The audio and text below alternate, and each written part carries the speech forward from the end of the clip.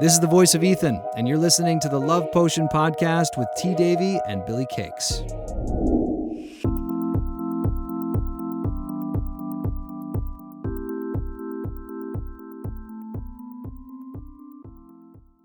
Welcome back to the Love Potion podcast for episode 9. I'm Davey. Of course, I'm joined by Billy. How are you, dude? I'm doing pretty good. How are you? It's very nice. It's a chill Saturday. Shopping's done, and we're going to chill for the rest of the weekend. How about you? The same. Well, I have to go out after we're done this, and it's probably going to be pretty busy. But to date us for when we're recording this, it's the 21st of February. So I'm getting all my stuff done now because tomorrow, bright and early, it's the gold medal game for men's ice hockey in the Olympics. It's Canada versus USA. So it's basically the two big titans going at it. So it's going to be a lot of fun tomorrow morning. Yeah, I'm going to hopefully try and watch some of that as well. Earlier in the month, we recorded our interview. We had Tom from Adult Game Reviews, who was wonderful. Great time talking to him. He spoke about his YouTube, how tricky it is for adult content, what he looks for in an adult game when he's going to review it, how he reviews them and how he breaks them down. And then he also mentioned about advice for game devs and plus lots more. So that's coming up later this episode. We also have our casual catch-up for the V.53 update to get through. There's plenty of juicy stuff in that update, including Cleo and Athena. But first, we have some news. Welcome back, listeners. It's time for our news segment where we're going to bring you updates across the adult game world as we see fit in between episodes.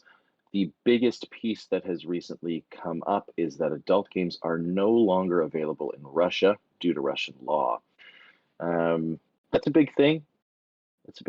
Davey, any thoughts specifically about that? We also know that adult games in Germany are also blocked on Steam. So there's a lot of censorship going on with adult games right now. Yeah, it seems to be mainly Steam when it comes to the games no longer being available in Russia, from what we can tell. But we can also say that NLT games are no longer available on Optiman, and we don't know why. We asked, and we got told there's a reason that we don't know yet. So, they may return, they may not. We don't know. I can't confirm that one. To go with new rules and legislation and stuff like that, Discord has rolled out its new age verification. I know a few people have already been hit by that. I got a re-verification the other day, which wasn't actually that smooth. Like, the system messed up like 3 or 4 times me trying to do that, which is annoying because I was trying to actually do some work in the Discord and help a help thread, and it kicks me out mid-thread, which is always a fun time. But everyone's worrying, and everyone's like trying to jump to other platforms, and I understand that, and I don't know where like you stand on this whole like topic, Billy, but the one thing I will say is if you jump to another platform like Teams, the same groups that pushed this legislation for Discord to put in are then going to put that on these other platforms. It could be Teams or a new alternative or whatever it is. The moment they get so big, it's the moment that these activist groups force that website to follow suit. So, well, yeah, one of the things I will say is I hate Teams. I have to use it for work a lot, and I mean, Discord's way more friendly in my opinion when it comes to chatting. Teams is good for like hosting virtual meetings and things of that nature, but with the age verification, I haven't been hit, luckily, to authenticate anything. I know that 11 days ago, when they announced this, they had to do some damage control, right? So there was a huge lengthy post on X, and the main thing that they wanted people to know is that they weren't requiring everyone to complete a face scan or upload ID. And the majority of users who use Discord today, they won't be asked to confirm their age based on their previous, I guess, history and what communities they're engaging in and things of that nature. But I mean, for me, if they're not storing the photo, I mean, my photos on Facebook, right? Like my profile is under lock and key. I changed the privacy setting for the work that I do. But I mean, everyone's a lot of people's information is probably already out there in some shape or form, right? Like Discord has your phone number attached to it. And I mean, I get calls from telemarketers constantly. I think a lot of people do. It's very common in Canada that you get a call from an automated message saying that your social insurance number has been compromised and you need to like send money to whatever. Like it's just a bunch of BS. So I mean, people have your information anyway. It's just I guess content wise, people are maybe a little more sensitive about people knowing maybe what you're doing on Discord if it's little NSFW, right? Yeah, I mean, Discord did have that leak last year, which is what is worrying a lot of people. They're now saying that what we got told is they spoke to the team at Infernozilla, and they said that working with new programs to prevent future hacks, and they're not going to be storing data after you do your little face scan, and all of these things. This is more. I'm not happy about it, but I'm going to do it because one, it's my job, and two, it's a community, and it's just the way the world's going. Unfortunately, I don't know where you stand on the whole thing, but if a parent's not going to parent their own kid, I don't think it should be up to a company to do that themselves. But there's groups out there with enough power and voice that is pushing these websites to do that. So you can say what you want. It's just the way the world's going, and it's politics and different governments and stuff like that. It's just one of those that we're going to have to just deal with, and then hopefully in the future it rolls back. It probably doesn't. The world's probably going to end up with digital IDs, and it's going to suck. But you just got to keep trying to do the best you can with your life, really. You have to verify your age like as a one-time thing in the UK for adult content, right? Is that a thing? That's a thing, right? Yeah, Pornhub example. There's some websites that are not doing it still, and they get around it, and I'm not 100% sure. I'm really surprised Reddit's not got it yet. That's the one that I'm waiting for, because at the moment Reddit is a cesspool of a lot of stuff, and it doesn't seem to be governed that tightly. Right. And I'm curious to see after Discord if Reddit's the next one that someone goes to. The problem, if they hit Reddit hard enough, everyone will just go to 4chan, and then 4chan's an absolute mess. So, and we don't want to get into the conspiracy theories about 4chan. No, definitely not. We also, I think it was last week, I was strolling my YouTube, and Annie from Sex Positive Gaming put up a post saying that she had a video blocked by YouTube because they said that she was trying to share piracy of a game, which is wild because Annie is one of the creators, like we spoke with Tom, that doesn't promote piracy. She always offers the official links, the itch, Steam, Patreon, and DL sites, all sites that the developers want her to share. And she got whacked by that when she's not doing it. I think she's fighting it, and she surely should, and she'll probably win. That's an interesting thing to get hit, and I do wonder if YouTube's going to start hitting other content creators for the same thing. And if they then find a creator who doesn't have the ability to come back to them and go, no, I'm actually not sharing this properly, they then might get banned. The quote from Annie was, content describes how to get unauthorized or free access to audio visual content, software, subscription service, or games that usually require payment isn't allowed on YouTube. That would say that she's trying to do piracy.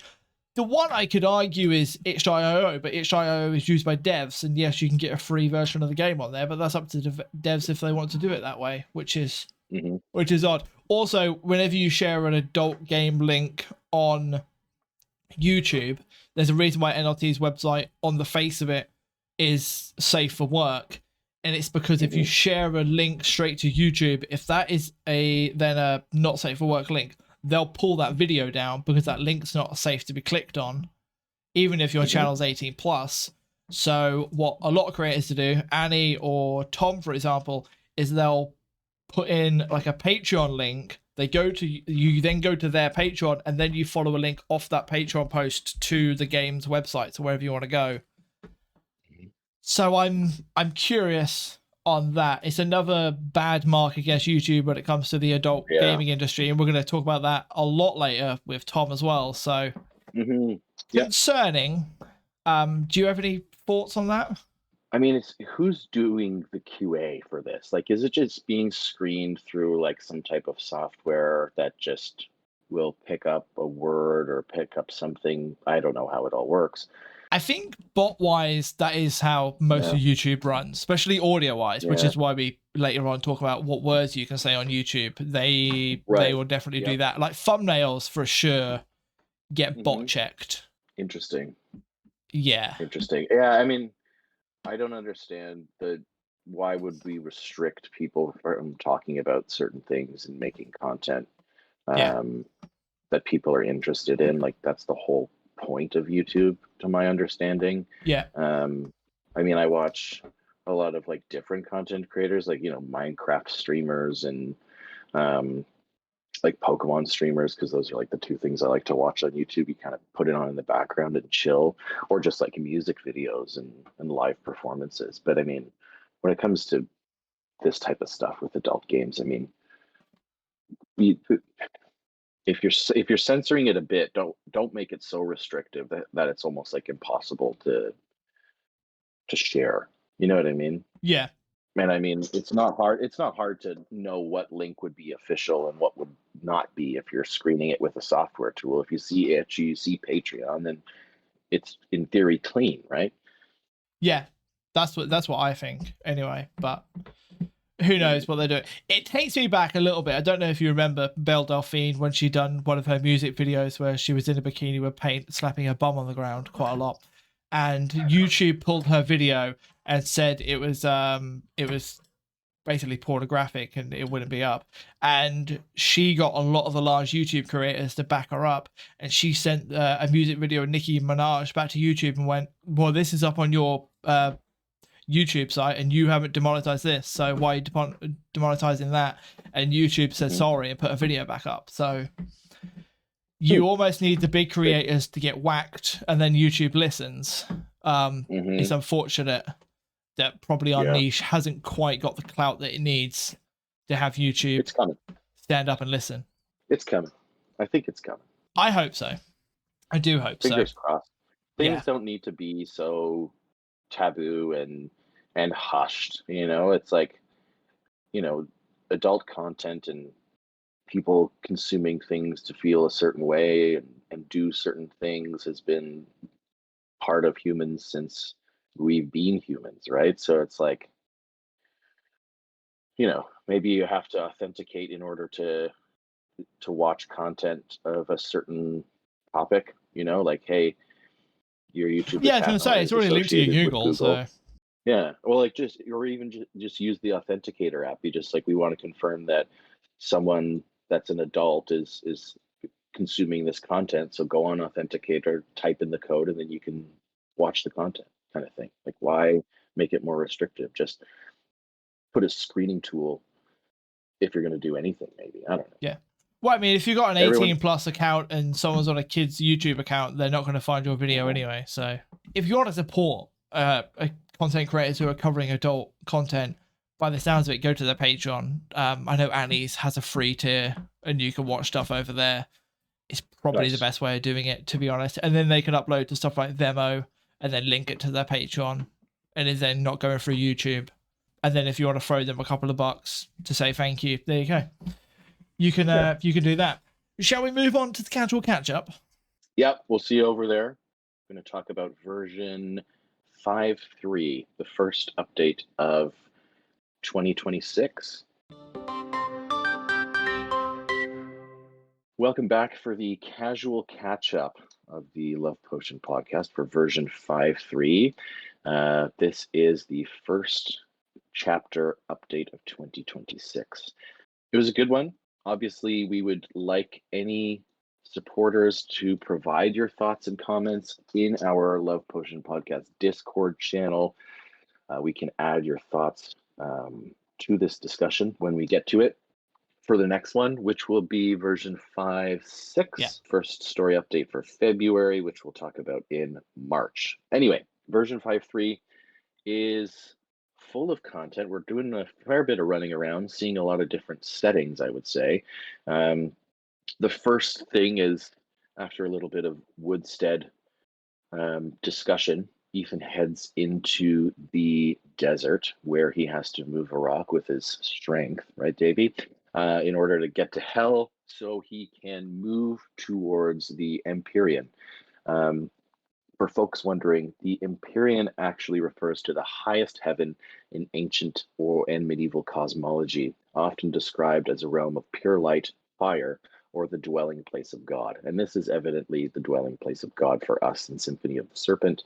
But we're actually looking for Cleo, who's in search of Athena. Davey, you have anything to add to that? There's a crafting scroll, right? Yeah, there is a crafting scroll. There's also the rock that a lot of people are struggling to do. If you are playing the games and you don't think you have a stat to move an item and you need to get somewhere, please go to an NPC and talk to them and get the hint. If you can't work out the hint, come into the Discord and ask someone, and we'll very quickly be able to help you out and give you a little bit more of a teaser. There is the chance, I think in the original planning when we talked to NLT in the first ever episode, that he wanted to make the hints based on the difficulty you're using. Obviously, that's not implemented yet. There is just one set of hints. But I think once the game's all done, easy mode's going to be a little bit more like, just go here and do this. And and then hard mode's going to be way more of a riddle. At the moment, they're quite riddly, and some of them are confusing. But yeah, there's no area blocked off because there's not a stat available. And for whatever reason you've had an item disappear out of your inventory and you've had it, that's a bad mistake, and we'll find you a save file to carry on the game for you. We did have a couple of cases where someone didn't eat the golden nut, which is easily done. It's easier forgotten than many people think. But it's always a fun time. Yeah, we have the crafting scroll, and then we got to make the guard in heaven drunk to get through the gate, which does make me giggle. The idea of making someone very holy drunk like that. Well, it is a holy wine. Yes. It's called the angel shot, isn't it? Yep. I'd like to know what the angel shot is. Maybe we need to make it ourselves and see what it's like. I can definitely trial that. Yeah, you're the drink connoisseur. We then head towards the palace, and we have a nice little area with a couple of pressure plates to hit. I enjoyed building this area. We need to have Sumatra on again because he's built some great areas since he was last on the podcast. But this is one of my favorite ones. I never get told by NLT what sort of puzzles he wants in a certain area. I just try and do my best with what I'm given. And then I think NLT creates the puzzles with what he's given from me. So it was fun to try and get Ethan to walk through that building to one of the pressure plates. It's always a fun challenge. The more I play around with the system, the better I'm getting at getting Ethan in areas that are tighter than they should be. It's a good challenge. It's a good challenge to have. Well, you like a good puzzle. Yes, it is a good puzzle. And that's always important for these games. There's always needs to be that puzzle element. And it's closer back to like a Treasure and Nadia puzzle, isn't it? Where you hit some buttons. Yeah, I definitely felt that. Yeah, and they feel like the better puzzles to do because they're not too much. Agreed. I think he struck a great balance with the puzzles in Treasure and Nadia. And then is that where, you have the scene with Cleo, Athena, and Ethan, and then you travel back to Earth? And, there's a little bit of a scene, or a little bit of a tease in that scene. Athena obviously removes Ethan's clothes and hangs him suspended upside down in the air, which is interesting. Yep. Obviously, Ethan is aroused because why wouldn't he be with a goddess there? Which begs the question: are we gonna get some interactions with Athena later down the line in the game, my thoughts would be yes, and possibly in other games. I think you've mentioned that before, or in a previous episode. Yeah. Just because she's otherworldly, right? Like, it makes sense to have maybe some characters in the universe that can come into different games with different characters. I mean, we could just get her having lesbian scenes with Cleo for the whole of the game, with Aoife not actually interacting in it, and then at no point does she actually join the harem, and then she could go and join the next game's harem. Well, or she doesn't, or she's just not attached to any harem, but she fucks Yeah, Ethan, she floats. and she can do it, and she's just like, cool, see you later, human. I can Yeah. do whatever I want. Yeah, for the people who don't like the harems, it'd be nice to have a character who breaks them. Agreed. Yeah, that'd be a good way of doing that. When we return back to Earth, we go to the red light district. We speak with Alex, and we end up at Amira's mansion. At Amir's mansion, Bacco is up to his shenanigans. He's still potentially feeling the residual effects of his magic mushrooms as he does encounter the Serpent. Olivia does as well, which I think is one of her first, instances of exposure to kind of the supernatural stuff that's going on in the game. Yeah. We end up going upstairs to Amira's bedroom. She shows up a little drunk and wants to have some fun, which we do. Not a bad scene, I would say. Hopefully there's more with the two of them because they have a pretty good dynamic, I would say, as well. They work well together. I'd like to see more solo stuff with Olivia personally. I think Amira's had a decent amount of content, which is not bad because she's that, dominant older female character, which a lot of folks like. After the scene happens, we go downstairs and Sophia and Claire arrive to meet with Amira. Obviously, Ethan has a conversation with them and still can't put it together as to how he recognizes and knows them. So this is part of the, I guess, longer term mystery as to who Ethan is. So I've seen some fan theories, Mm-hmm. and everyone is starting to lean towards the time travel. Mm-hmm. A lot of people are starting to wonder if it's like a descendant of Henry or a descendant of William or something, and he's traveled back in time or something. It would make sense if he's traveled back in time. Or it's Henry reincarnated somehow. I mean, that would make a lot of fans very happy. Mm-hmm. Like maybe he's found a way to occupy another shell being. Oh, what, Evie's taught him how to do that? Well, I mean, Madeline was doing it, or sorry, Lillian was doing it, or Lilith was doing it with Madeline's shell. And we saw in TGO how Lilith and Madeline moved between shells when they stripped Erica of her soul, right? So yeah, that could be a possibility, considering he's been trapped in. Well, he was in hell, but I'm wondering if he's able to move between Limbo and the Empyrean. So more to come with who the hell Ethan is. Yeah, I still can't quite work it out, but I'm sure once it's revealed, it's going to be slapped back in my face, and I'll be like, God damn it, I'm so blind. Oh yeah, NLT said that it's all very obvious, and he claims that doesn't help me. No, and he said the same thing about Treasure of Nadia, right? Like he's just like, it was all right in front of everyone the entire time with Sophia. And he must sit Malia there giggling sometimes at some of the ideas. Oh, I'm sure. And I mean, little sidebar, with when Treasure of Nadia was coming out, we had such a huge amount of fan theories in between every week, yeah, the story updates, just because like the community was very busy on Discord because people were locked down and stuff. So yeah, it was a lot of fun. I'm surprised we don't see as much of it. Everyone's out touching grass. Exactly. Yeah. That's why I think things are not as busy. But anyways, back to the chapter. If you have a theory, let us know. We'd love to hear it. Yeah. And then if you're right, we can be like, this person called it. And they were right. We can validate you. Yes. Yeah. We go back to the red light district and talk to Tony, right, Davey? So what happens when we show up at the Velvet Mirage? Well, Tony's there, and then we're having a chat, and then I think there's a mobster there Mm-hmm. And I think it's a discussion about how the mobster and the snatchers and the Tonys having a little bit of a power struggle, I think, and how they're making a move on Anya to try and make that power move a little bit. And Tony's like, I'm not having this shit on my watch. Tony and Ethan roll over to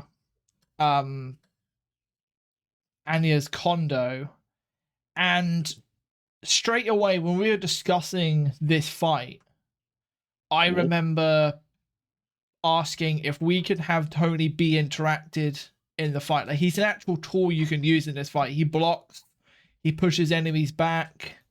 He's actually a part of the fight, and I really like that aspect. And then once you get to the end of that fight, you get to the main guy and do the damage to the one guy who has 1 health, which is quite nice and easy. All you have to do is just maneuver the others out of the way. We then get the animated sequence that NLT spoke about last week, which Ramsey did from start to scratch. I was looking through the notes earlier. The only thing NLT asked for is the Ethan and Tony needs to win. That's all he said. And then I think it was like Just was chiming in with like a couple of ideas for lines. Ramsey was talking about, you know, what could be said and when and how to get that right. And then Ramsey went away and done it all, and I really like that sequence. Yeah, it was good. Knowing that he's able to kind of do that, I think is nice, because it looked good. And speaking to Ramsey on my Twitch streams, because he comes in and has a chat on the as a viewer as well sometimes, he started taking on some of the sexual scenes as well. Which I'm sure NLT is happy about, because it takes even more pressure off NLT and Joriel doing the sexual scenes, and Ramsey's doing some of that as well. So we'll have to speak to Ramsey about how he's getting on with that next time he's available to come on the podcast. But yeah, it's interesting to see different animators. And if you said to me off the bat who animated this sexual scene, I couldn't tell them apart. Yeah, I feel like they probably all have their own kind of signature to what they do. Yeah, we're probably all missing like their little calling card. Yeah, I feel like Joriel's pretty into the physics of the boobs and the butt moving during scenes. So I think you can kind of tell when Joriel's at least had put his brush onto one of the scenes. So it's definitely not a bad thing, and I think having people who are multiple people who are able to animate the adult content could then increase the amount of content that we see in these games, along with a quicker output, right? So we'll see what happens. After that fight scene, obviously, Anya wants and needs some protection. So you are like, hey, I have this really, really unfurnished apartment that we can go stay at. And it's got a plant. What are you on about? It's got a plant in a bed. What else do you need? Yeah, one singular plant. Yeah. I mean, his bedroom's very well done. But we get another nice solo scene with Anya, and she's had 2 pretty good solo ones, one in her apartment, one in Ethan's apartment, and I'm guessing maybe moving forward she's going to be involved with another member of the 10. So all in all, I would say like a pretty good update. Yeah, really good update. I enjoyed the sexual scenes. The story scene was semi-sexual, had some voice lines in there. The story's progressed nicely. Yeah, it's just fun to see where it's going, really. Yeah. Now, with that, we will get to our interview with Tom after the break. All right, everyone, welcome back. We are now here with Tom, aka Adult Game Reviews. Tom's got quite the YouTube channel. We're almost at 100,000 subscribers, 97K and change, I think, right now, with 205 videos uploaded total and over 4 million views in total. Tom, thank you for spending the time to be with us today. How are you? Oh, I'm great. Thank you for inviting me. Good to talk to you, Billy, Davey. I'm excited. Thank you Uh, for coming on. It actually wasn't too bad of a setup. Normally we have like a long back and forth over months with guests to try and get them on, and you were pretty quick and pretty easy. So thank you for that. uh, I appreciate that. Yeah, people have told me that I'm quick and easy. So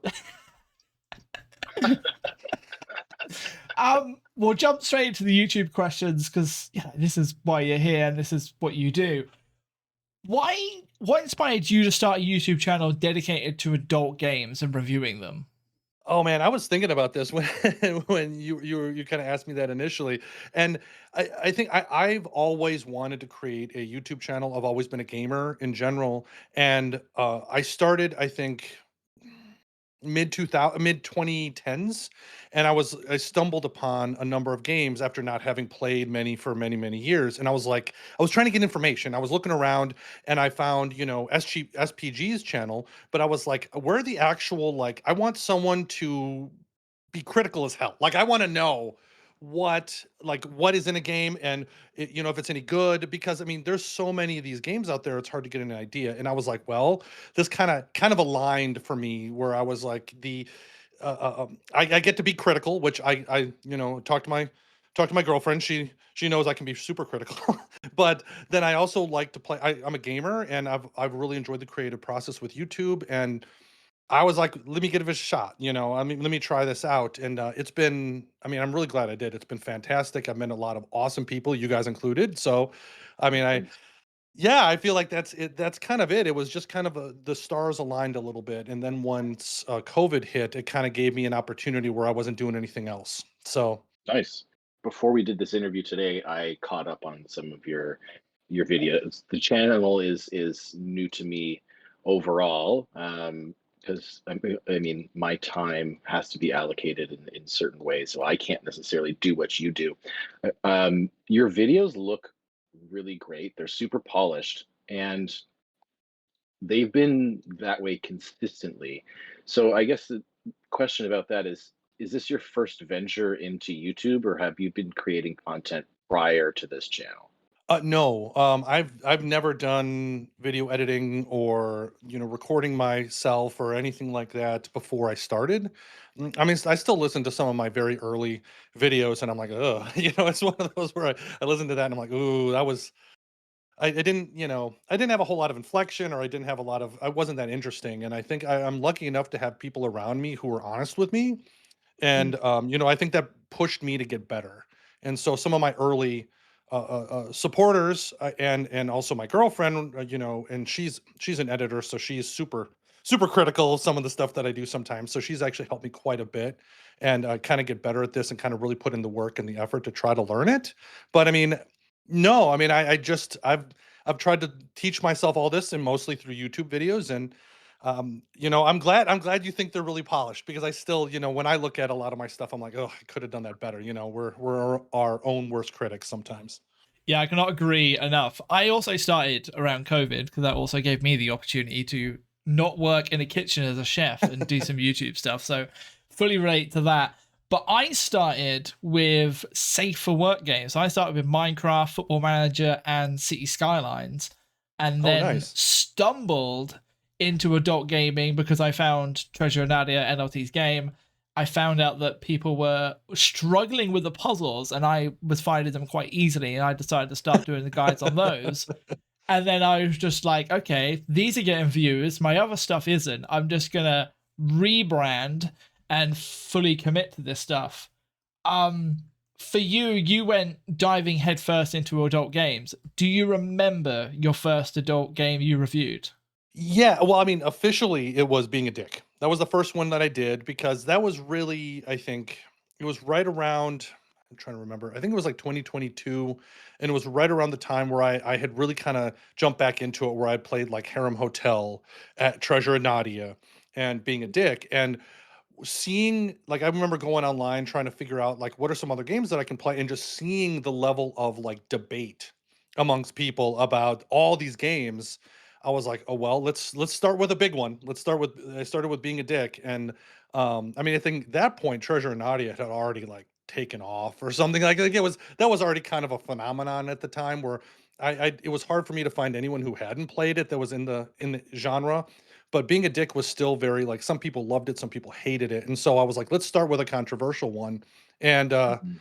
you know, I whether that was the smart idea or not, I have no idea.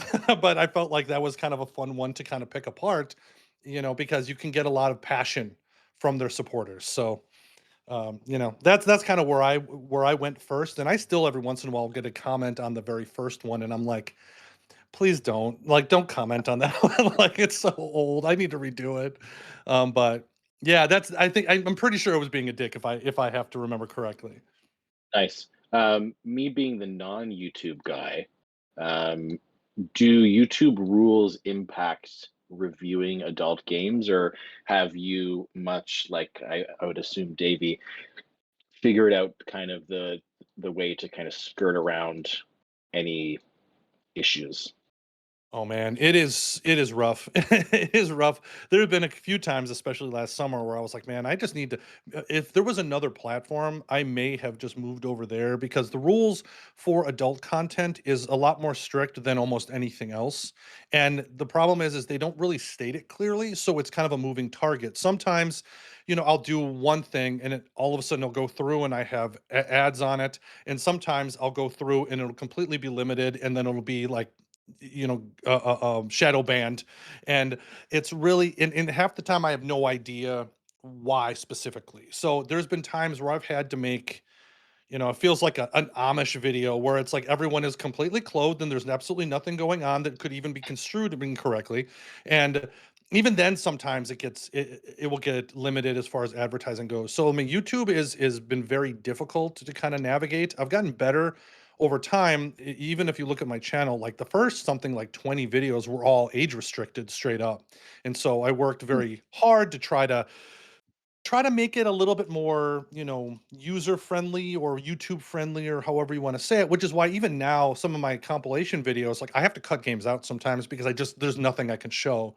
And so like I've kind of had to lean into that a little bit. So that's why I think the nice outlet is my Patreon and my Subscribe Star kind of thing, because that way I can kind of be unedited over there a little bit.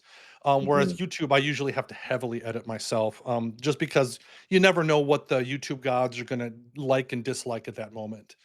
And so, yeah, it's a constant struggle. I feel like it's kind of like a lot of developers on Steam, where you just don't know if you're putting out a game at the right time and if it's going to be banned for some sort of bullshit reason. You know what I mean? So it kind Mhm. of feels very similar to that, except, usually the stakes for one video isn't as high as a developer, but it still can feel that way. Yeah, I know exactly what you mean.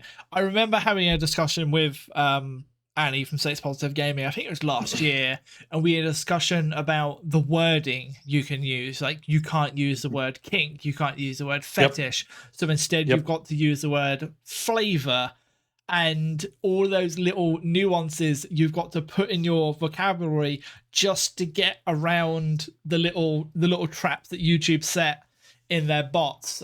Yep, and that's even changed. Even saying flavor now, like I've had issues with. Oh, So I've had to really?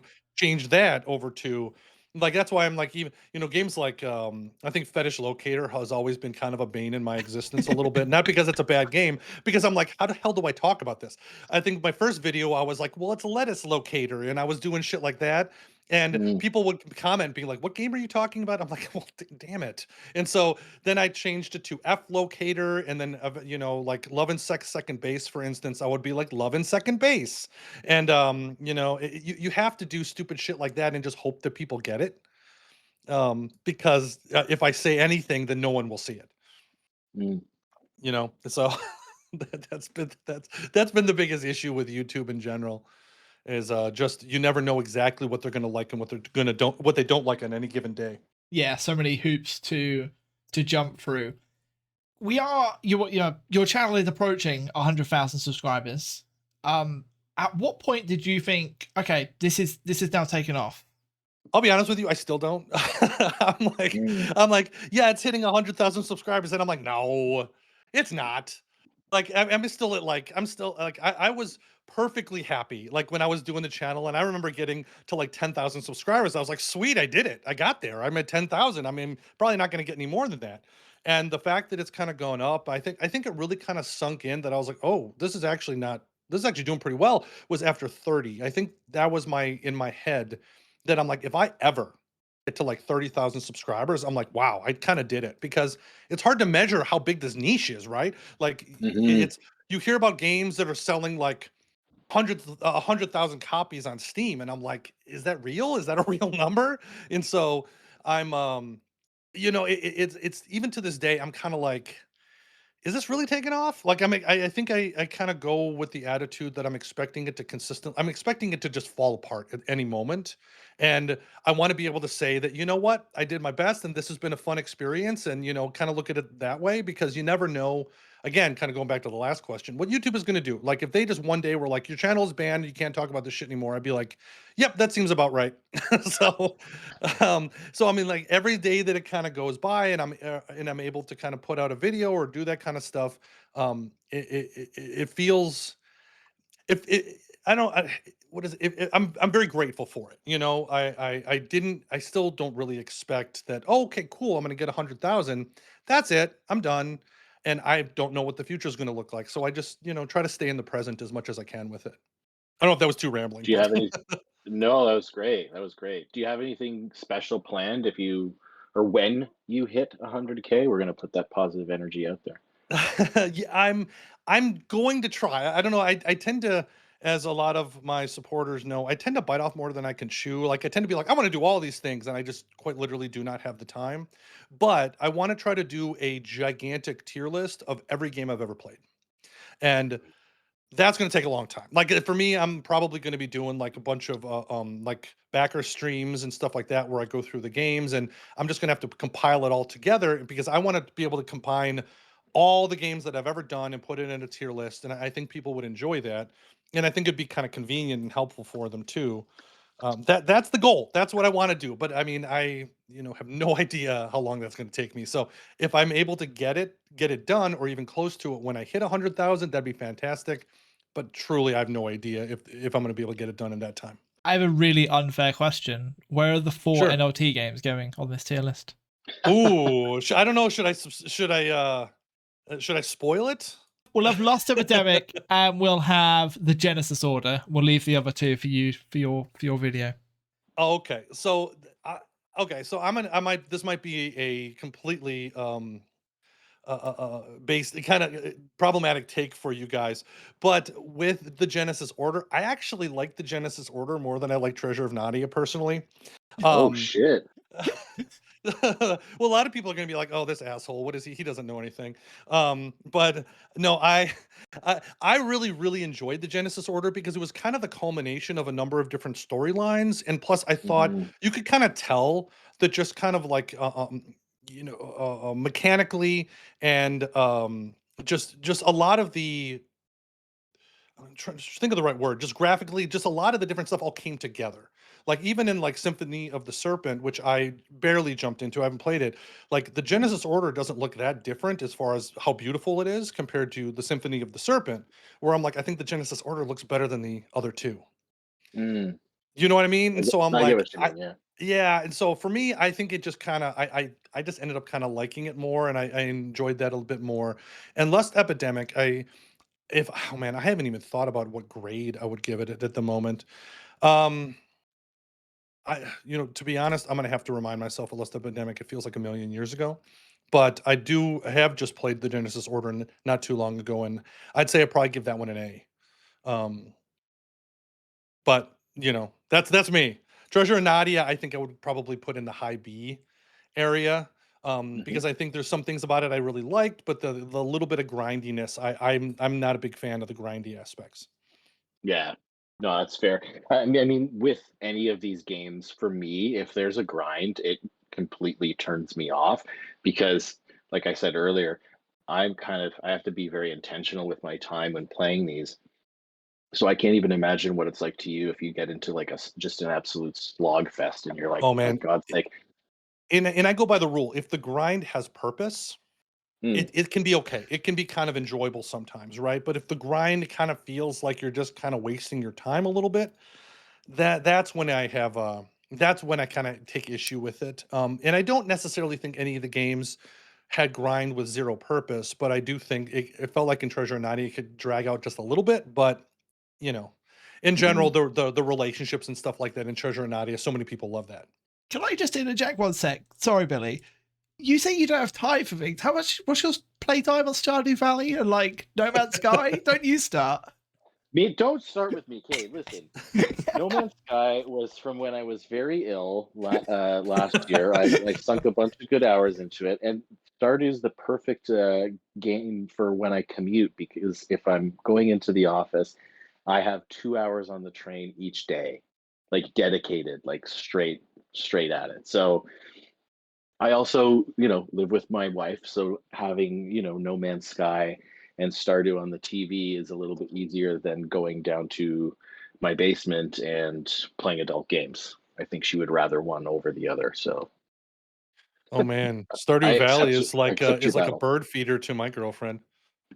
So It's good. like if I could just put it on downstairs and then she'd get distracted and want to play it.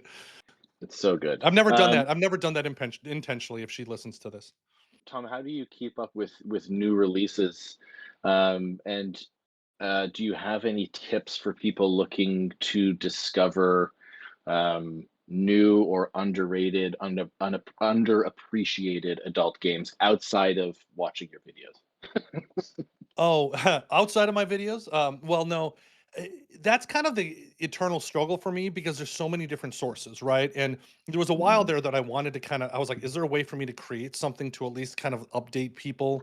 And I think Annie does a pretty good job of that over at SPG. I think she does a pretty good job of kind of giving you some of the bigger names, but if you want some of the smaller ones, Reddit is usually my go-to. I will mhm. go to Reddit just because it's a place where I think any developer, any small developer, can kind of put their game out there. And I will sometimes spend hours just going through all the different subreddits and kind of looking for anything that I think kind of catches my attention.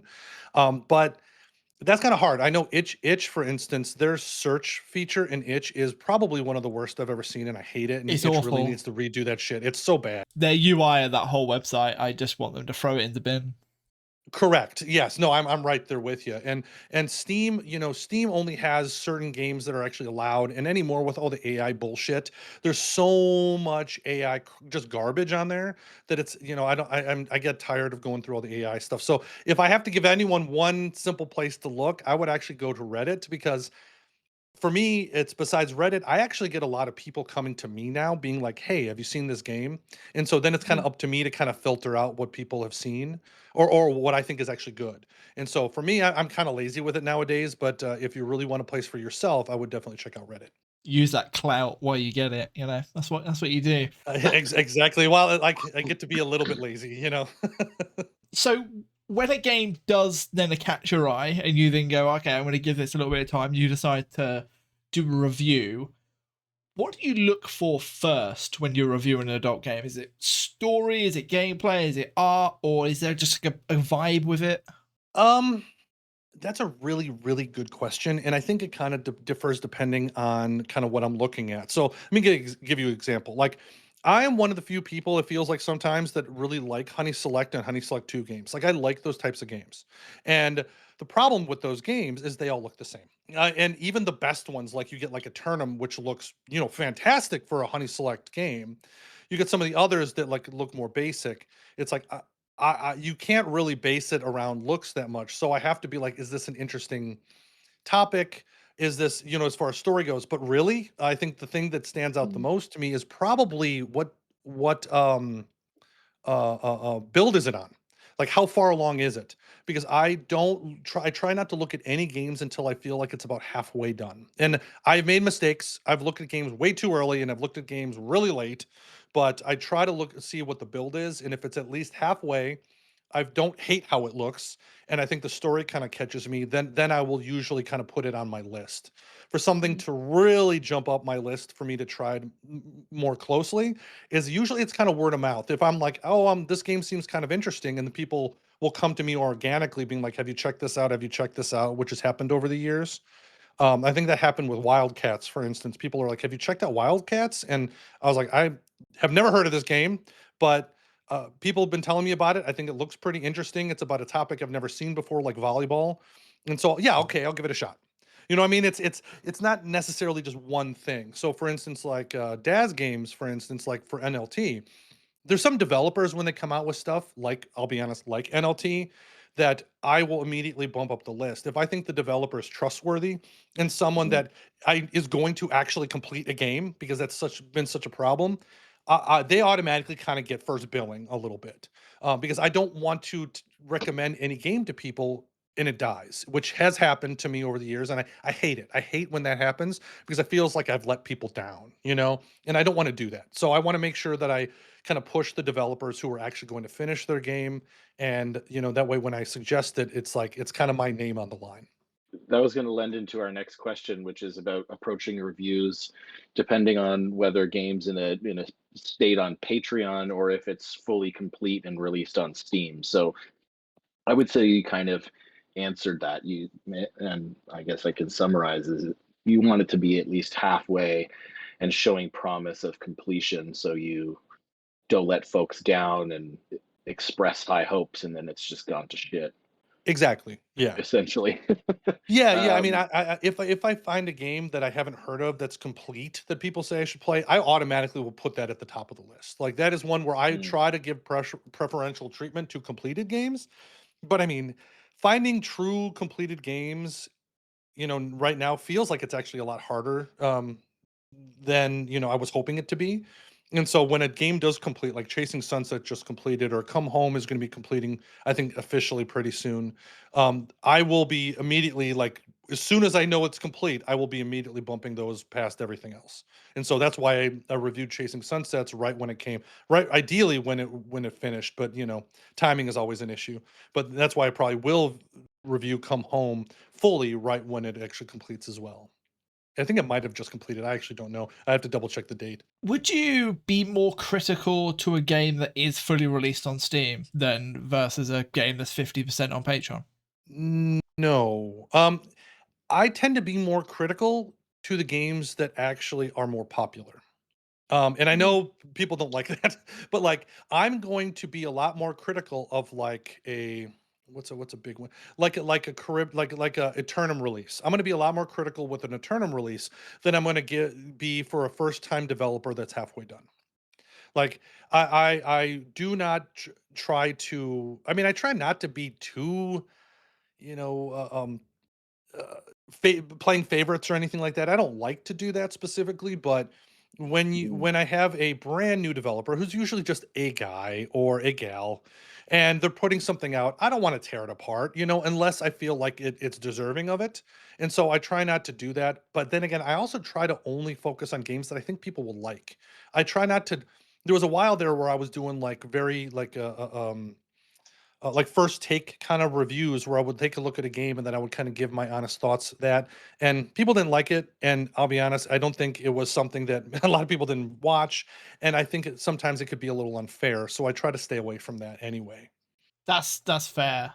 It's so hard because obviously I've done a couple of game reviews as well, and I'm sure you get inundated with emails of check out this Steam build, come check our game for us. We'll give you marketing promotion stuff, and I'm just like, okay, I can do the odd one, but then luckily because I do so much for NLT, I can just reply and be like, look. I'm also busy doing stuff with a game, so I don't have time. And I've even had a couple of developers be like, "Oh, can you beta test for me?" And I'm like, "No, I do not have the time to do that." Is there any advice you would give to a new adult game developer? Oh man, there's so many. No, no, There's so many all things of I them. would Then get. give it all of them. Oh man. Okay. I gotta see if I can organize this in my brain. So one of the first things that I tell everybody, and I know a lot of developers have argued against this, but I'm like, unless you are intimately familiar with the setting, don't make it based in a place you don't know. So many mm, games, especially from people that aren't based in the US, will have games based in the US and they will just fundamentally get things wrong. That'd be like me if I made a game about, the UK, for instance, and I just get everything wrong. It's like it doesn't matter how much you may like the game, it's gonna piss you off a little bit, and it's unnecessary. It's unnecessary. It's just an unnecessary thing. Make it place up. Like if you know a place and you just make it up, Mm. or you don't even say the name of it, but you know the place intimately, it's a lot easier to kind of change facts and things to kind of fit your own narrative, right? And so I would say if you are making a game, unless you know the place intimately, don't make it in some other place, even if you think it's going to, for whatever reason, sell more copies, which is usually what the developers tell me. If you have it based in the US, it's going to sell more copies. And I'm like, but it's not going to sell more copies if people don't like it. So if you make a good game Mhm. and it's based in some place that you really know, it's going to be easier for you and it's going to be better for everyone else. So that's my really kind of subjective take on that because it bothers the crap out of me. Is there anything, with that being said, that specifically makes you stop playing a game and just bailing entirely? And what are the other like common mistakes Mhm. or Yep. overused cliches that you keep seeing, Well, aka the college, the American college trope? I mean, I guess I might be a weird one where I don't hate the trope. Like, I feel like the Mm, trope isn't necessarily the problem. It's that a lot of the games that are using that trope are all the same. And I think you can use yeah. that trope and actually make it unique, but unfortunately, it's just easier to make the same old stuff, right? And so, I mean, I don't even blame the trope specifically. I think I kind of blame the lack of creativity a little bit there. And I'm like, I'm not going to name any names or anything like that. But I mean, I feel like it can be a little lacking in creativity. The only stuff that has ever really got me to stop playing a game has been usually the writing and the English translations. If the Mm, translations are just really rough and I'm like, I don't even understand what's happening right now. I have bailed on games where I'm like, this is just it's so much I can't get behind this just simply because I can't understand it. That's been the only real trope that will get me to straight up stop playing a game. I don't really mm, care if it looks that good. I don't care that much about visuals, depending on what the kind of game is. When I've done more RPG Maker games, have run into some games where the mechanics or the UI of everything has been so messy that I'm like, I can't. I feel like I'm gonna have a seizure just looking at this. So I will have bailed on that every once in a while. But two sorry, what was the original question? What was the last part? I missed that. Um, one sec. It was, I mean, cliches, mistakes. yeah. Those are the main kind of things. So there's things that put you off. I mean, cliches are again, is it done well? Like you can Hmm. use cliches. I mean, they've been done. You've been used the same kind of enemies to lovers tropes in romance novels since the beginning of time, for instance. Yeah. And if it's done well, it can be good. And if it's not done well, I think obviously it's as time goes on, it's harder and harder and harder to make a college game, for instance, good. Hmm.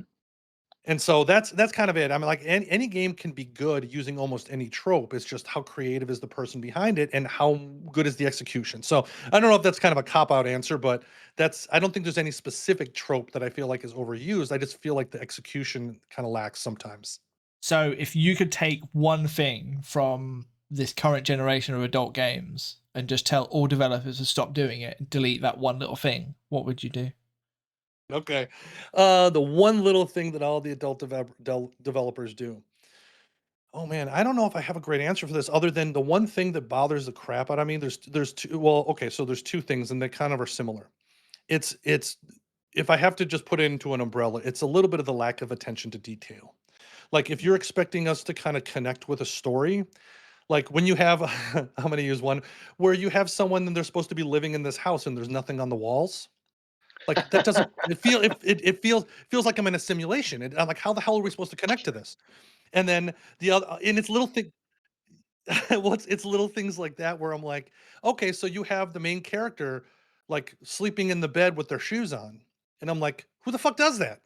Like, it's like if you expect me to actually connect with this story, you need to make it at least a little believable. Like just simple things. Take your shoes off, put stuff on the walls like you live there. The little bit of attention to detail, I think, is the one mistake that I see a lot of new developers make, where they're Mm. so excited to make a story that they forget to actually make it a place where people live. So if you're critiquing, say, an overused adult trope a little more harshly, such as being a dick, Mhm. do you ever? I mean, I'm sure you've gotten backlash, but do you worry about getting backlash when you're being like pretty critical of a title, or are you just like that's part and parcel of reviews? I'm not. I don't actually. I mean, I don't dislike back. I mean, it's not like There's a difference between like backlash, negative comments, and stuff like that. I'll be Mhm. honest. I welcome them all. I'm welcome to them all. I mean, I'm a guy. I'm just one person, and I am reviewing these. It's not like I have a company behind me or any team or anything like that. It's just me. And so I'm like, if you disagree with me, that's fine. Like, I mean, you're not going to hurt my feelings. I think some people are do get worried about backlash with some of the bigger titles, right? And I'm like, I Mhm. don't care. Like, I don't give a shit. It's like, I'm gonna give you my opinion. I'm gonna tell you what I think, and if you disagree with me, tell me in the comments. Let me know. Like, Mhm. your opinion is just as valid as mine. And it's like, I don't really have an issue with it. I might disagree with it, but that's totally fine. So I don't really do any of my reviews or anything like that worrying that people are not going to like it. I have done some Mhm. reviews in the past where I've had quite a few people being like, "Wow, you got this one wrong, bud." And I was like, "Maybe." But that's still my opinion. So Yeah. not really. I don't tend to worry about that too much. So, from the negative to the positive, are there any smaller projects or indie developers out there that have not gotten much attention so far that you think maybe they're going to be like the new breakout star of 2026? Oh, that's a really good question that I don't I think the problem is there's been some people over the years that I've thought I'm like, "Ooh, if they just keep this going, could be something special." And some of them have actually fallen off completely. I think one project that I really enjoyed, there hasn't been an update in 2 years. So it's stuff like that where I'm like, I Mhm. hesitate to say anybody specifically because of you never know what the future is going to hold unless they're like Love Joint or something like that, where you absolutely know that they're going to finish this project. You may not like the project, but they're going to finish it. Unless they're like that, it's hard for me to say anyone specifically. Quickly, I'm just going to sidestep a little bit. You're talking about being critical or, giving reviews and feedbacks to maybe like one man, two man teams. And they may be getting into this because they have a passion. For example, when we spoke to Joriel, who done Betrayed, he got into adult gaming because he had a passion in animation. And he said that he really struggled with sound design, and sound design was one of his like big weaknesses. Talking to NLT, he admits that maybe writing is not his strong suit. Um, but he obviously has a bigger team who helps him out and other little bits and bobs than that. Do you sometimes just think that we are being a little bit too overcritical of some of these adult games? Maybe the writing aspect, maybe like the sound design aspects, when their skill may be somewhere else? So that's a hard one where I'm like, there's one group of people who are like, you know what, this is their art. You should respect what they're doing. And I'm like, okay. And this might sound worse than it necessarily come off, and I'll explain it. But I'm like, okay, why? Why should I? Why should I actually give a shit that you like to do some art and you like to make stick figures? Like, that's not like, I can respect someone for having a passion and putting in the effort to actually learn and get better with that passion. But as soon as you put it out there for other people to play it, whether it's for money, I think especially for money, then I have the right to actually be critical of it. And I think that's kind of any art form or anything like that. I think, going to the Louvre, for instance, and looking at some of the impressionist art, I'm going to be like, well, they tried really hard, guys. They tried really hard, and I think we should respect them all. I'm like, no, that's not what art is. Art is subjective. I can come at this and look at it, and I'm not everything is going to connect with me. And I think by giving people my honest opinion with a lot of the developers and a lot of things to come out there, I think it does help them figure out. At least I'm hoping it helps them figure out if it's something that they're going to enjoy playing. And I know I have run into some developers in the past where have I think it's more. I think the biggest backlash I've ever received was from developers themselves, where they didn't like that I said something about it because they felt very differently.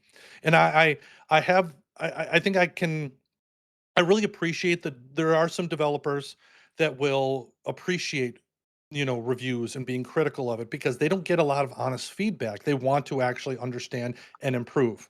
And the people who want everyone to like their game without any type of negative response at all, I feel like is a little bit it's a little bit short-sighted. Yeah. You know what I mean? It's like, Yeah. yes, you if you want to, if I'm gonna sit there in my room and I'm gonna draw pictures and never show anyone in the world, okay, that is my right. Yeah. But as soon as Yeah. I start showing other people, they're gonna have opinions. And I feel like that's Hmm. kind of true for almost any type of medium, whether it's movies, whether it's games, whether it's art or anything. Definitely. Gonna segue again. In I mean, being critical definitely is gonna be part of the next, I guess, like two subjects before we wrap. Okay. Um, One of them is AI. So, does knowing that a developer in a game uses AI change how you judge the game in terms of like your critique, or does like the final quality of the product still matter, even though they may not be fully doing it all like 100% themselves? So again, this is another one where I think that there's the public where anything AI is bad. And I'm like, Hmm. I try to have a much more functional approach here because I think Hmm. in general, AI isn't going anywhere, unfortunately, or fortunately, depending on how you view it. AI is not going anywhere. It is going to be around. Developers are going to use it, and we're going to be seeing a lot more of this in games at every level, not just adult games, right? And so I Yeah. think if I came into it and I was like, no, AI is bad, I will never ever review an AI game. Eventually, I'll have nothing left to review. I think it's at a certain point, right? Because I Mm. think I think it comes down to kind of like the trope question, which is it done well?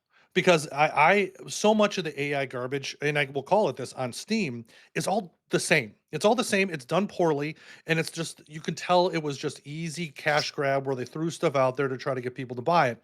And obviously people do because they keep putting them out, right? But I have like I question sometimes currently if AI is actually at the level where it can make it worthwhile. I know Right. people want it to be. It was kind of like, Microsoft firing all those people in favor of AI, and now they're freaking out because guess what? AI can't do those people's jobs. It's kind of the same kind of thing right now, where Hmm. like if it's done well, then I have absolutely no problem with AI. Like some people are really good writers and they need a way and they want to put something out there creatively. But again, it can't just be garbage and expect me to be okay with it. And so Definitely. yeah, and so, like, I know there was a couple of games that are really big AI games. One in particular was Jason Coming of Age that just came out. And if I can be a little critical of the moment, it's like the AI in there I think looked better than a lot of AI that I've seen. I still don't quite think it's there yet. You know what I mean? It's Yeah. not quite there yet where I feel like it was seamless and it still has a bit of that uncanny valley kind of attitude or that kind of image. So when those some of those things pop up, it's a little bit like, it just doesn't quite feel Yeah. right. But I have a feeling at some point that will change. So in general, to shorten that answer, is that no, I don't really treat AI games differently. I will still critique its quality though. Now, that's totally fair. Um, the NLT team has been discussing AI fairly ad nauseum recently, just with how it could be used as a tool to enhance scenes. Um, but in terms of where it's at, I do think that is a very good perspective to have about it right Yeah. now. Like in terms of it not going anywhere, um, people are going to use it. We're not going to be able to necessarily avoid it. It's about maybe finding a happy medium. Um, Yeah. Yep. do you think developers should be transparent about using AI, or does it risk distracting a potential consumer of that product from the game because they have that preconceived notion being like, oh, there's going to be some AI shit in this game. It's going to ruin my immersion or whatever. Like, what are your thoughts on that? I think, and this is where I think it kind of depends on what you're using the AI for, because in general, like I've seen a lot bigger jump with things like AI music and even some AI animations where there are times where there was one game, I'm not going to mention anything, but a developer reached out to me and was like, "What do you think about this AI animation?" And to be honest, I couldn't tell it was AI. I was like, "Ooh, this Mm. is actually really good." And so, like, I've seen the bigger jump with the visuals and almost the music sometimes because there is some AI music out there that I'm like, I hate the fact that this is actually kind of good. This is actually kind of good. But when it comes to things like writing, having AI help you with the writing, notoriously, I've felt it's been not good. Like Mm. AI does not do a good job with editing and writing, anything from that kind of area. And also AI voice is also usually pretty bad. Mhm. So I think it kind of depends on what they're using it for. But when it comes down to uh, if I feel like a developer should say that they use AI and should state it for what they're using, because the worst thing I think you could run into is that I'm in the middle of playing your game, for instance, or I'm just like any random person who buys it off of Steam, right? And all of a Mhm. sudden, this really weird animation pops up. I'm like, what the hell was that? You know, I feel like it kind of, and until AI gets to the point where it can be seamless, where it can Mhm. kind of help you as an addition to the art that you're already doing, if you can actively tell that it's AI, then you probably have to say something, because otherwise you're going to end up throwing off a lot of people, and they're going to have a weird reaction to your game. Very true. Definitely. To add to the AI discussion, I don't know what editor you use. We probably should ask him more YouTube questions about setup and mic and stuff like that. We'll do that in a bit. Um, I use Filmora Wondershare, and they have this handy little music AI generator built into the Hmm. system, and you just give it a few prompts and blah blah blah, and it throws out music, which then gets past the YouTube filter for music because it's not a real song. And it's really handy because I don't have to go to the YouTube library, trawl songs to make sure it's not protected, and then the laws change on it, and my video gets taken down because 3 seconds of Yeah. some rubbishy song. The other thing we have with the adult gaming industry, as well as YouTubers, and one of the main reasons why I speak to you now, and I reached out to you, and I also speak to Annie, is that you are clearly anti-piracy, which is Yes. not super common for the games that we discuss. Why was it Yeah. important to you to take this very clear stance? Well, I mean, for one, I feel like if I'm, you know, if I'm one of the big, if there was a bunch of people in the genre, I honestly don't think it would have changed anything. But really, it's me and Annie, right? And if we take the stance that piracy is an okay thing, then why the hell, if you're a developer, why would you ever want to talk to me? If Mhm. I'm advocating people to just do it. And plus, I'm also a big proponent of people getting paid for their work. Like, people deserve, like, if you're putting out the effort, and after running this channel, I honestly was kind of naive to all the shit that, excuse me, but all the stuff that developers have to do.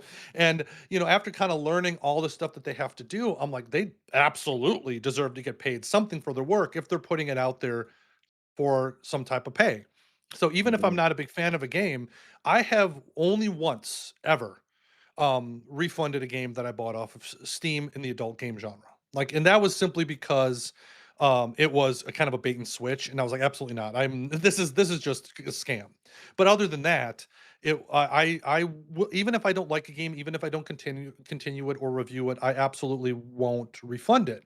And I'm in a nice place where I can do that. Like, I know a lot of people have to, they pirate games or they do that sort of stuff because they're not able to pay for it. And I'm kind of in a position where I am able to pay for it. So I don't like I don't want to be the person that you would come to try to take away the work of some of these developers who work very hard. And I do believe people deserve to be paid for what they do. Mhm. Have you noticed with being anti-piracy that that developers are being more open or trusting when it comes with working with you? I don't know. I'm Mm. guessing that on my Discord, for instance, I have quite a few developers that are on my Discord, and so obviously they feel like it's a safe enough place for them to actually, kind of promote their work and kind of chat with us in the community. But I don't know if it's made specifically a big difference. That's something you would probably have to ask some developers. Been like, hey, Mhm. what do you think about what Tom over there? We'll find out next month. Yeah, I try to put myself in that position where people, they don't have to worry about, I mean, really, I'm gonna just break it down. It's just trust. Like, Mhm. if I'm scamming people and stuff like that, why would they ever trust me? And I try to be as genuine as I can in my videos, and I try to be as genuine as I can with everyone else.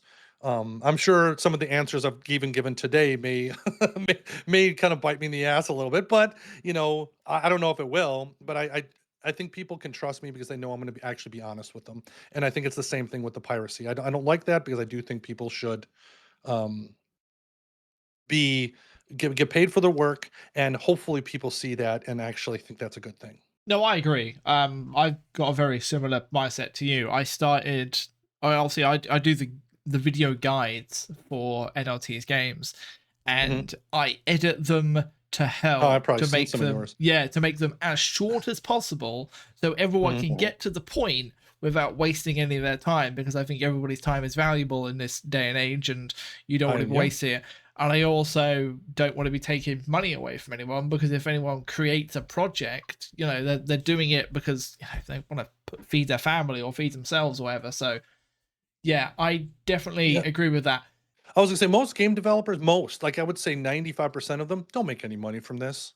Like they're doing this because they want to and they like it. And you get that maybe 5% who, will put out a game and they'll make a bunch of money and now they have a team of people. And, obviously those are the games. I mean, I'll be honest, like NLT, who puts out a quality product, and yeah, you're gonna grow from that. But there's a ton of developers out there who I think haven't been recognized, or people might love their game and they still are not making even enough to kind of live on, and they're having to work multiple jobs and stuff like that. And to be honest, I feel for them because I mean I like some of their products, and so I try to do my best to highlight those developers on my YouTube channel just to be like, hey, this is an awesome game.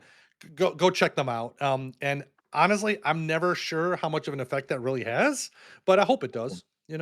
What do you think developers could do to encourage more players to support games legitimately? Is there better pricing? Is there, like, I don't know, maybe clearer when it comes to like builds and roadmaps? I mean, I think that last one is going to would be good for everybody, but I think I think there's a lot of developers who are like, "Holy crap, people like my game. I literally didn't plan anything more than this," and so they're all of a sudden like having to make shit up and put stuff out there to kind of keep it going, and then they fall into that kind of Patreon trap where they're making Uh-huh. enough money to make it useful, but like they're not making enough to really get them over the hump, so they feel stuck.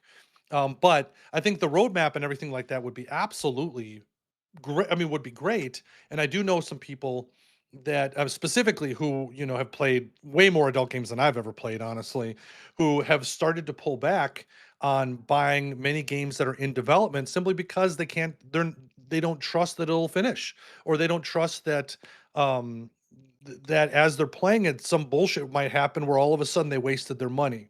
So I think that is a big thing where just building up community trust in general in just the whole genre is that the more developers that end up not finishing their game, I think every little bit is like a death by a thousand cuts. It hurts the people Mm.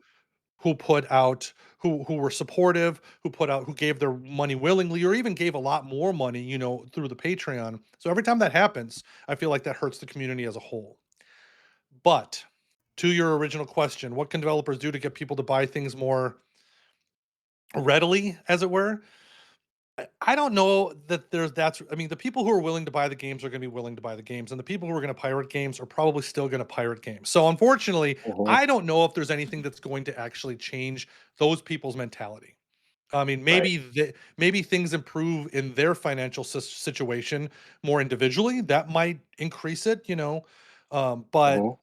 again, it's like if you're willing to go out there and pirate a bunch of games, what's the consequence? Why would they ever change their behavior there? So I don't know if there's anything specific that developers can do to kind of get those people back, but you can keep the people that you've been losing because of some of the lack of trust in the community. That's a fair point. Yeah. Do you get pushback from your direct viewers about not sharing links or places where they can pirate games at all? Like, have you had Yeah. that like consistently, or does it depend on the game, perhaps, or the game's developer? Early on, I had that people were like, "Well, here, where can I get this game?" Like, and I'm like, "Well, you have to pay for it. Why would I?" Like, I know Mhm. where can I go download it? And I'm like, I usually just ignore those comments, honestly, and they've kind of faded, faded over time. So I don't really get those questions. I don't really get people asking me for like, where's the link for this specifically? Like, I will put out my links on my Patreon, but they're usually to either Patreon or Steam or Itch. So I don't link to any of the other sites that might be more piratey based. I don't link to those Mhm. ever. I don't talk about them ever. I don't mention them in any possible way. So anybody that is stumbling upon adult games and seeing my channel, they will never hear me talk about it. So that way, if they are looking for me to direct them to a place, I always direct them to usually Steam, Patreon, Itch, maybe Subscribestar, depending on if they even have a Patreon. So I think new people aren't going to ever get that from me. They've never seen that. But the people who've been in the genre for a while might know where to Yeah. look for that sort of stuff. But I don't want to be the reason that they find those places. Well said. Very well said. Also, to add to the viewers' understanding, we're recording the 10th today of February, which is the news that Discord broke and everyone's reacting to having their data linked and worrying about what's coming with that. The moment you go to a non-verified site and download a game, you have no idea what somebody else may have added to that, and that could be a lot worse than your data gone. That could be bank details or some sort of Trojan horse whacked into your PC, and you will not be the wiser. Hackers have gotten very good at that. If you've ever downloaded a game off someone's Google Docs, there's always that little bit of like, oh shit, I hope this isn't gonna I hope this isn't gonna brick my computer. There's always that little bit of fear, but I'm like, if you get it from some of the better known places like Patreon, like Itch, like Steam, like GOG, for instance, if you get it from some of those places, you're going to be a lot safer, and it's going to be a lot more likely that you're fine. I've never actually had an issue when I've downloaded a game from anybody's Patreon or anybody's Subscribestar. I've never had an issue once, and I've downloaded hundreds of games. So like, just it's kind of the just internet, not internet intelligence, just making sure that where you're getting stuff is actually trustworthy. And if you're trying to get untrustworthy stuff from an untrustworthy place, well, that's kind of consequence, right? Exactly. We will slide back to the YouTube discussion. You said you started back in COVID. What sort of equipment did you grab up as your first setup? My first setup, which I was immediately told was not great, is I had one of the Yeti microphones, which I got for like $60, $60 from like from online. And then I've actually used Filmora for a long time. I use Filmora or Wondershare. I've been using that consistently, and there's been times here and there where Wondershare will pull some bullshit that I'm like, okay, do I need to switch to one of the other platforms? And I just haven't, because it works, and I don't necessarily, I think part of it is just laziness, but it's also that it works for me and I like that. Eventually, I actually had a supporter of mine being like, dude, you got to change your mic. This is terrible. And I was like, okay. So I saved up a bit of money that I was making from like, it took me like 3 months to save up enough money to actually get myself one of the Shure microphones. So yeah, I have a Shure microphone with some headphones, and then I use Wondershare, and that's my setup currently. Did you start with the Snowball mic? I didn't. No, I actually used the full Yeti. Oh, I use a Yeti now. Don't tell me that. Sorry, but do you use a Yeti now? It doesn't sound that bad. Maybe I'm just terrible at using it, which is entirely possible early on, especially. I use Yeti, and then I run it through the Logitech G Hub system, where you can put in way more audio settings to actually get it to not sound terrible. That's what I got taught. I was using a Yeti plugged into my computer, and that was pretty much it. So yeah, it's entirely possible there was user error early on. Yeah, I was also one of the few people who bought the lifetime Filmora subscription, which they then tried to back out of and make us pay yearly again. I don't know if you did that as well. No, I actually ended up missing out on that one. I think it was a little bit late to buy that because I started a little bit later after they were offering it. So unfortunately, I'm using it yearly. I use Canva for a lot of my thumbnails, which I still don't feel. I feel like of all the things I do, my thumbnails are kind of some of the weakest. I use Pixlr, which is a free Google browser thing. Do you? Oh, okay. I'm always looking for new things because I like thumbnails has always been the thing where I'm like, okay, so what's the current thing that people are doing? And I've tried to put out other thumbnails where instead of just a pretty girl with the sum on there, and to be honest, the pretty girl with the something on there seemingly has worked for a while. So that's kind of stuck. I just have to make sure it's safe enough. But yeah, it's about as fancy as I get. I still have a lot of holes in my knowledge as far as all this sort of stuff goes, which trying to get better, but it's still takes time and patience. Do you have any advice to anyone who wants to break into the adult gaming YouTube space? Good luck. So, and like if you are a reviewer specifically, or you're want to do stuff for adult games, reach out to me. I will give you a plug. I will support you. I feel like it's been kind of past due that I actually do something with Annie or whatever. But I'm like, there's more than enough space for more people in this in this Mhm. oh sorry, in this space. There's more than enough room, and I feel like more voices in the genre is just better in general for the genre. But it's there's been a couple of guys who I think have started up, and I've followed them as they did it, and they fell off because it's a lot of work. It's a lot of work, and YouTube is a pain in the ass. And realistically, you're not going to make any money from YouTube. At least I don't. It's rare that I am able to get a number of videos in a row where they aren't restricted in some way, and so that's why I direct most people to my Patreon and Subscribestar, and they're the kind of people that kind of have kept me going because it's not Mhm. through YouTube ads, and even if I got a dollar for every single person wanting to sponsor the channel with some sort of AI chat thing, I'd be rich. And I stay away from that stuff because I feel like it is I feel like it is so toxic. Like they're all the same, and it's a lot of stuff. They're like, check it out and do a review of it. I'm like, it's an AI chat thing. What the hell am I going to do with this?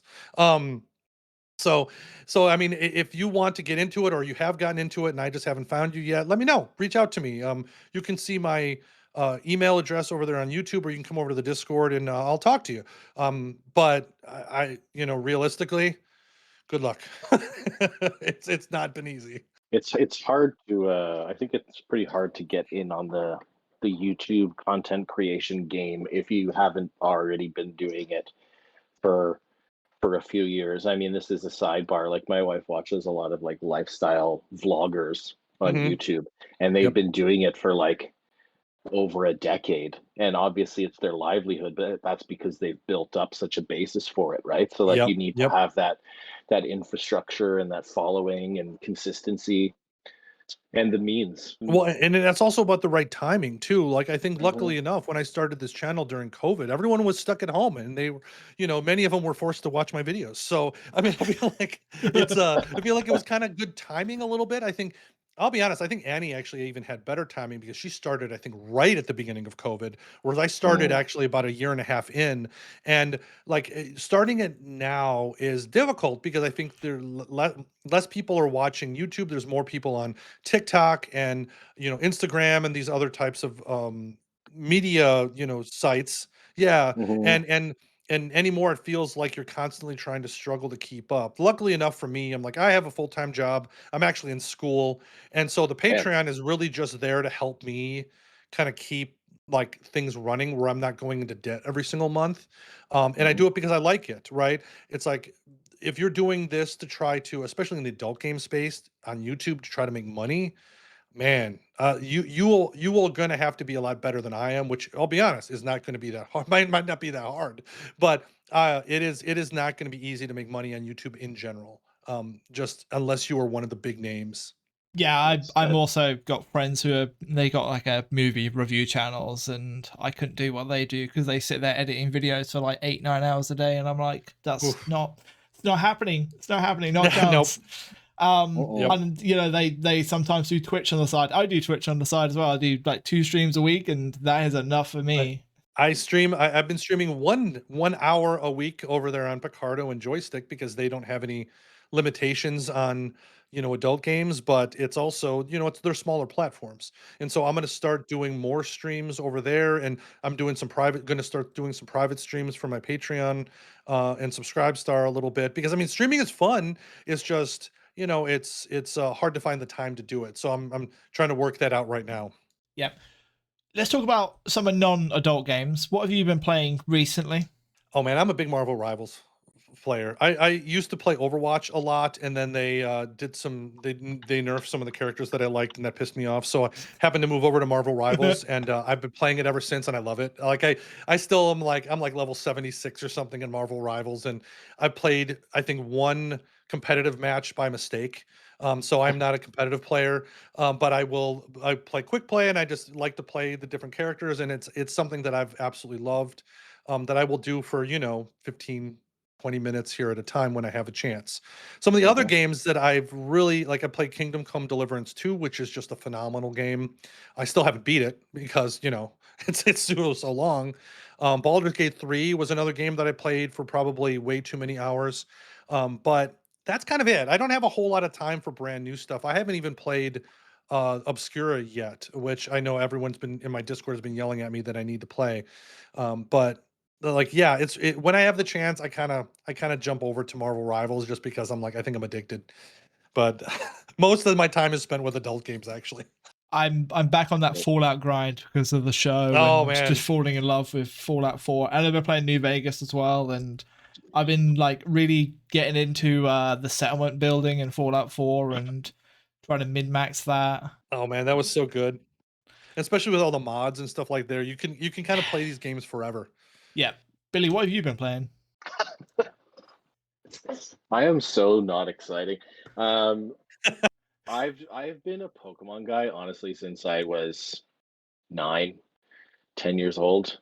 And I still play it and I still have a lot of fun with it. So I've been playing the latest game, Legends EA, on my Switch because that's what I like to play most of my games on.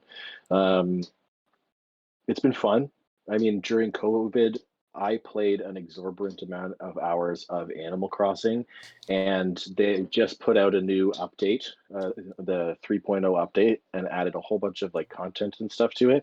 And I don't think I can listen to even like the main theme of the game without like triggering PTSD. So I won't be going back to I won't be going back to Animal Crossing anytime soon. But I think there's a couple more. Davey and I are interviewing somebody next month, and I think I'm going to have to try a new adult game. So I mean, I played it for like 6 hours yesterday, and I didn't think I was going to like it. I had to tell my partner I was going to play it. I played Sapphire Safari.